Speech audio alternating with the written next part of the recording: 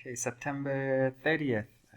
Okay, I received my notification of my coupon coming today. Then I realized that the money I'm expecting is a bit less than what I'm used to.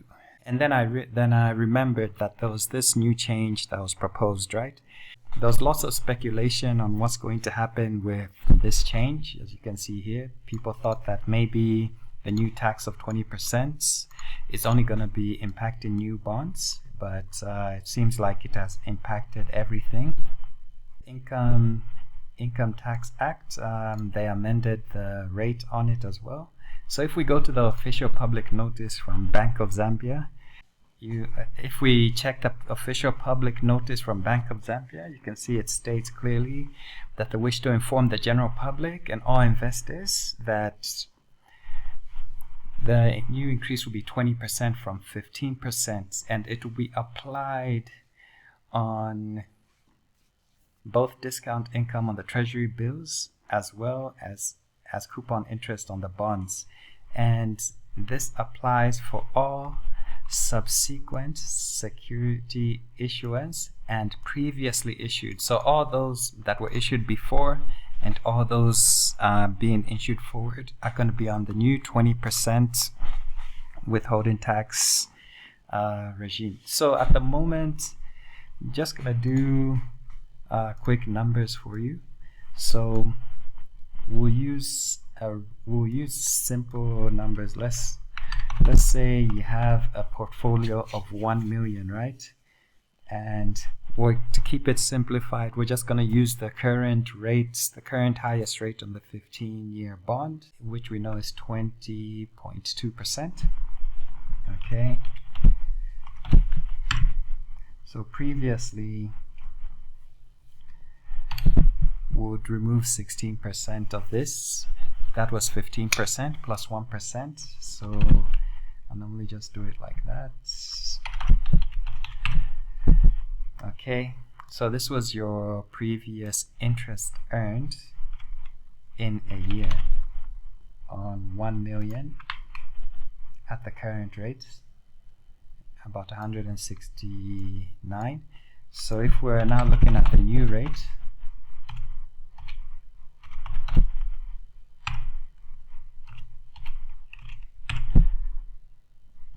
and we try to get the difference, okay? How much are we really losing from this?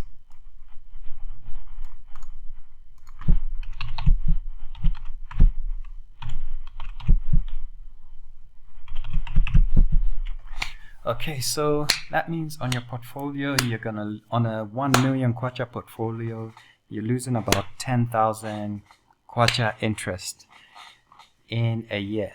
Is it really that bad? I don't think so. So in my situation, what am I going to do with this information? If I know that I'm trying to get back to this earning, right? So for example, for me, I still think bonds are a very good investment. Domestic borrowing is the preferred way the government would like to raise their money. Domestic borrowing is the preferred way the government would like to raise their money. You've seen what has happened with the international bonds that we got. The payments on them are paid in a foreign currency. We are paying interest plus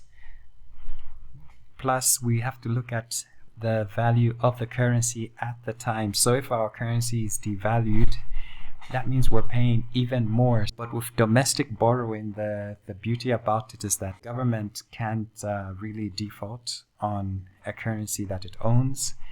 And on a currency that we don't own, we can't really create it or do any monetary policies on it. So as you can see, we defaulted.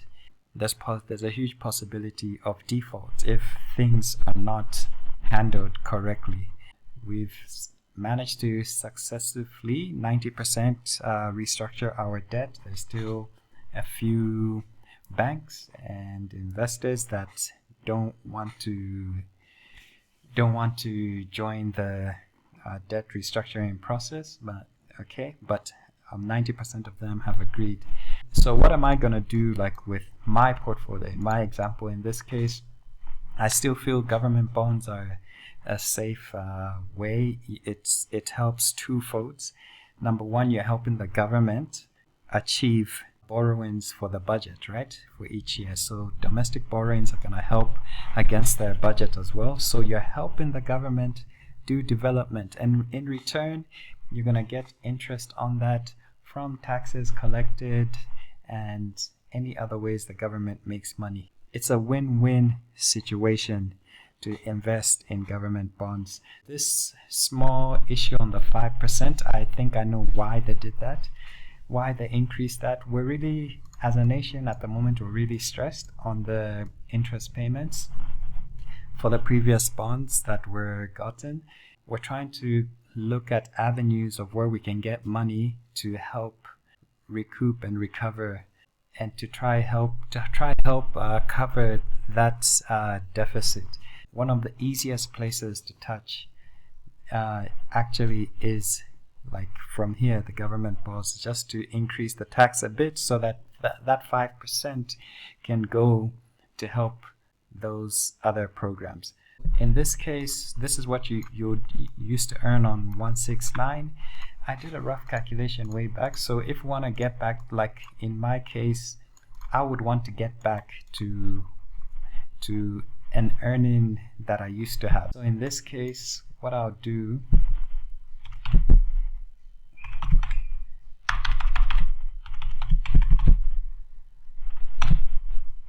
let's see what happens when we take you take your investment up by that amount. So at the moment, you would need to increase your portfolio by 7%. Get the total amount of your portfolio. Look for that 7% figure. So for example, if it's 1 million, then get 7% and 70,000. So we need to add, you would need to add an additional 7% investment so that you can keep up with your previous earnings. So that's all that you would need to do at the moment. I don't see them changing the percentage any higher for the next 5 years, 5 to 10 years, because these are normally long-term decisions. So we're going to be good on that. So you just need to increase your portfolio by 7%. That's what I'm going to do. This is not a very big issue. Let's help the government achieve its goals as well. And yeah, the bonds are still quite a safe investment, and like I told you, it helps twofolds. You getting a return, and in short, you're also helping the government achieve their goals. Most of us take government services for granted. We don't really realize how many government services we actually use on a daily basis. We take it all for granted. If this is what they needed to do to keep our economy stable and to keep the government running better, I welcome the change. I'm not going to be against this. Some people might feel some type of way about it, but for me, I feel like this is not too bad. Looking at the times we're in, the government is really trying to sort out issues that we had in the past and trying to get us back to speed. And it's going to also take effort from us to help them do that. Yeah, so that's my take on this. 20%, so from today, receive the new coupon. It has the new increased rate, but it's okay. We'll keep on pushing. Let's keep investing, and let's see where this goes. So far so good. This is not a very big and another thing, if the securities end up, if the interest on the securities ends up going up higher again, even if, for example, if it was at 22%, right? You see, so if the interest rates just rise up by 1.5 to 2%, we're back up again on the same level we were at. So it's not really a very, very big loss. So that's where we're going with this. Don't be too scared about this change. And yeah, so just sacrifice a little if you want to have the same earnings as you did the previous years. Just add up a bit on your securities and forget about it for the next 10 years or so. That's the notice there on the increase on government securities. It's now in effect.